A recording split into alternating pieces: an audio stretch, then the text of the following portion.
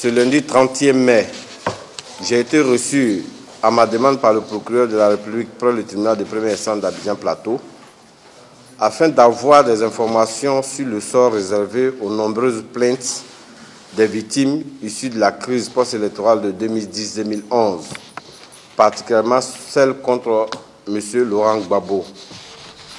Je tiens très sincèrement à remercier le procureur de la République pour son accueil, sa courtoisie et sa marque de considération matérialisée à cette occasion à l'égard de la situation des victimes et des droits de l'ensemble des victimes en Côte d'Ivoire.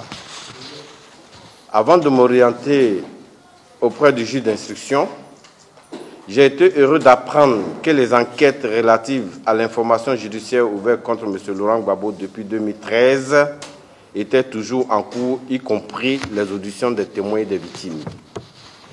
Je rappelle que dans la lutte contre l'impunité en Côte d'Ivoire, le principe de la complémentarité entre la justice pénale ivoirienne et la CPI est celle qui a permis le jugement de Mme Simone Gbagbo et la condamnation de M. Charles Blé Goudé à 20 ans d'emprisonnement ferme. J'ai pu m'assurer de l'existence de cette procédure pendant devant le juge d'instruction de la cellule spéciale d'enquête et d'instruction depuis la date susmentionnée. Dans le cadre de cette procédure qui concerne des faits différents de ceux jugés par la CPI, plusieurs victimes ont été déjà entendues.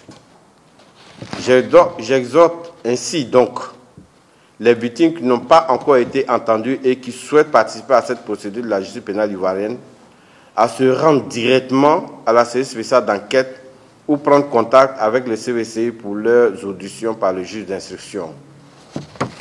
Outre l'exécution de sa condamnation à 20 années d'emprisonnement ferme relative à la casse de la BCEAO, cette procédure issue de cette autre affaire étant déjà ouverte, il revient à la justice pénale ivoirienne d'arrêter M. Laurent Gbagbo à son arrivée en Côte d'Ivoire, afin que justice soit rendue aux nombreux morts de la crise post-électorale de 2010-2011.